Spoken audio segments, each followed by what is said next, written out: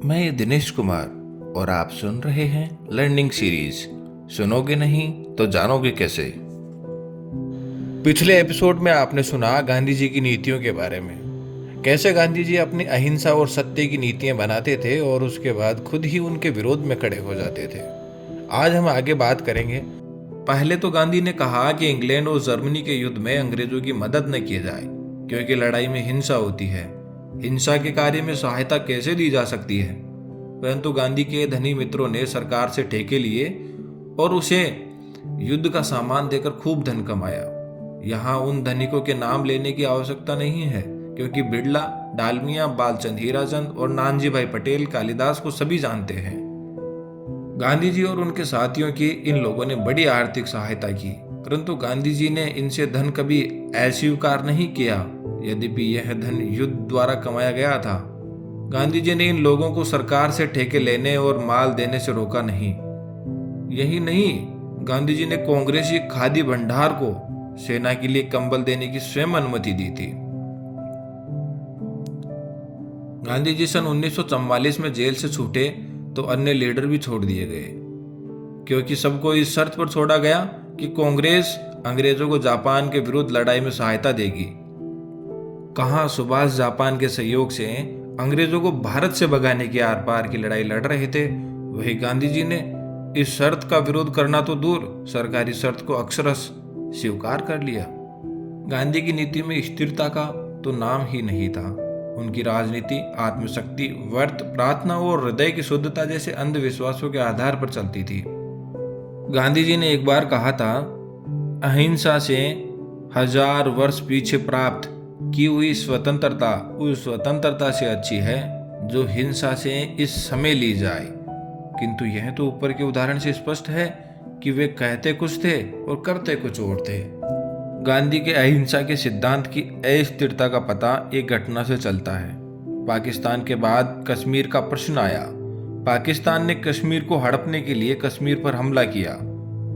महाराज ने नेहरू सरकार से मदद मांगी और इस शर्त पर सहायता देना निश्चित हुआ कि सत्ता शेख अब्दुल्ला के हाथ में दे दी जाए। और नेहरू ने कश्मीर को बचाने के लिए गांधी जी से पूछकर सेनाएं भेज दी। हमारे नेता यह जानते हैं कि कश्मीर पर हुए हमले में पाकिस्तान की पूरी मदद थी, इसलिए सेना भेजने का तात्पर्य स्पष्टतया पाकिस्तान से लड़ना था। गांधी जी लड़ाई के विरुद्ध थे, परंतु कश्मीर में सेना भेजने की उन्होंने अनुमति दे दी। महात्मा के अहिंसक नेतृत्व में जो आजादी मिली, उसमें प्रथम हिंसक घटना हुई कि कश्मीर में भीषण रक्तपात हुआ और महात्मा ने उसमें कोई आपत्ति नहीं की। यदि गांधी जी को अपने अहिंसा के सिद्धांत पर दृढ़ विश्वास होता तो वे कश्मीर में सेना के स्थान पर सत्याग्रही, राइफलों के स्थान पर तकलियां और बंदूकों के स्थान पर चरखे भिजवाने का आदेश निकलवा देते। यह गांधी जी के लिए सत्याग्रह की शक्ति दिखाने का और स्वतंत्रता मिलते ही अनुभव करने का सुंदर अवसर था। परंतु गांधी ने यह अवसर गंवा दिया। उन्होंने स्वतंत्र भारत का जन्म होते ही एक हिंसात्मक संघर्ष को अपनी सहमति प्रदान की। इस विसंगति का अर्थ क्या था? मेरे विचार में गांधी के समक्ष कश्मीर नहीं, शेख अब्दुल्ला के अधिकारों की रक्षा का प्रश्न था और इसीलिए उन्होंने इस युद्ध को अपनी स्वीकृति दी। कश्मीर के हिंदू महाराजा से सत्ता छीनकर शेख और उसके बहाने मुसलमानों को कश्मीर का दान, यह गांधीवादी सरकार का उद्देश्य था। इसीलिए गांधी जी ने अनुमति दे दी कि कश्मीर से सेना द्वारा आक्रमणकारियों को निकाला जाए। गांधी जी कश्मीर के युद्ध की भयानक कहानी प्रतिदिन पढ़ रहे थे, लेकिन फिर भी इसीलिए व्रत रखे हुए थे कि उनकी दृष्टि में दिल्ली में थोड़े से मुसलमान असुरक्षित थे। उन्होंने कश्मीर पर आक्रमण करने वालों के सामने व्रत नहीं किया, न वहां सत्याग्रह ही किया। उनके सब व्रत हिंदुओं को कुचलने के लिए हुए थे। मैंने इस तथ्य को बहुत दुर्भाग्यपूर्ण समझा कि एक बहरूपीय को सारे भारत का नेता मान लिया जाए। जिस महात्मा के मन में उन अत्याचारों का कोई प्रभाव नहीं पड़ा जो हैदराबाद में हिंदुओं पर हुए, जिस महात्मा ने निजाम हैदराबाद को अत्याचार छोड़ने के लिए कभी नहीं कहा। यदि भारत गांधी जी के कहने पर चलता तो विभाजित भारत की स्वतंत्रता भी संकट में पड़ जाएगी। इस प्रकार के विचार मेरे मन में आ रहे थे। इन्हीं दिनों गांधी जी ने हिंदू मुस्लिम एकता के लिए 13 जनवरी 1947 को उपवास की घोषणा कर दी। यह मैं सहन न कर सका।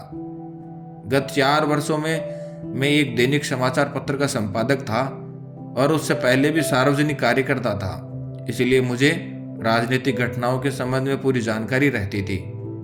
मुझे 3 राजनीतिक दलों के ऊपर परस्पर संबंध का भली भांति ज्ञान था। लीग कांग्रेस को हिंदू दल कहती थी, लेकिन कांग्रेसियों को हिंदू कह देना तो मानो उनको गाली देना है। यदि कोई दल किसी विशेष जाति के हित का ध्यान रखे और राष्ट्रीयता को हानि न पहुंचाए तो उसे सांप्रदायिक कहकर बुरा समझना ठीक नहीं है, लेकिन यदि कोई ऐसी पार्टी राष्ट्रीयता को भी हानि पहुंचाती है तो उसकी निंदा की जानी चाहिए। कांग्रेस लीग की हर मांग के सामने झुकती गई, किंतु महासभा के नेताओं की राष्ट्रीयता तथा नीति की निंदा करती रही।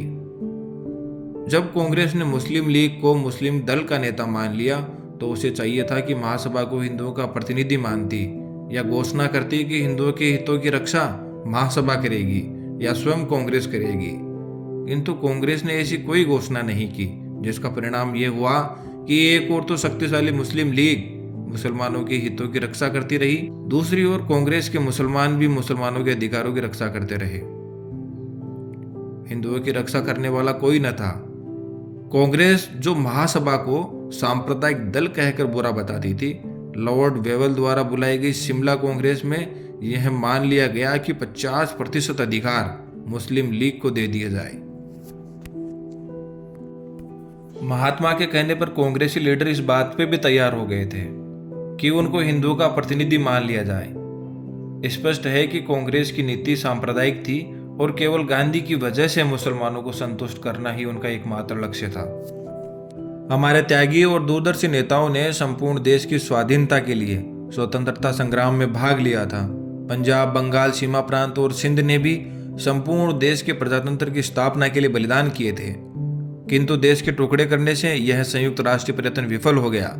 जिन देशभक्त क्रांतिकारियों ने प्रसन्नतापूर्वक फांसी के फंदे को गले लगाया था, जिन्होंने देश की स्वाधीनता के लिए आजीवन कारावास और देश निर्वासन जैसी यातनाएं भोगी थी, क्या वे लोग इसी विभाजित देश की स्वतंत्रता के लिए लड़े थे?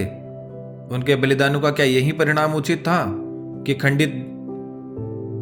उनके बलिदानों का क्या यही परिणाम उचित था कि देश खंडित हो जाए और उनके एक हिस्से पर एक विदेशी संप्रदाय राज्य करें?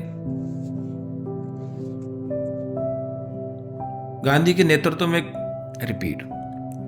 नेतृत्व में कांग्रेस ने लीग की सब मांगे स्वीकार कर ली। जिन्ना की 14 मांगों से पाकिस्तान बनने की मांग तक सभी मांगे पूर्ण कर दी।